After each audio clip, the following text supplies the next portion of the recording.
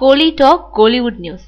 விஷால் படத்துல சிவகார்த்திகேயனோட பட ட்ரெய்லர். ஒரே நிறுவனம் பல படங்களோட வியாபாரத்துல சம்பந்தப்படுறது அந்த படங்களுக்கு பிளஸ் பாயிண்டா அமைஞ்சிட்டு இருக்கு.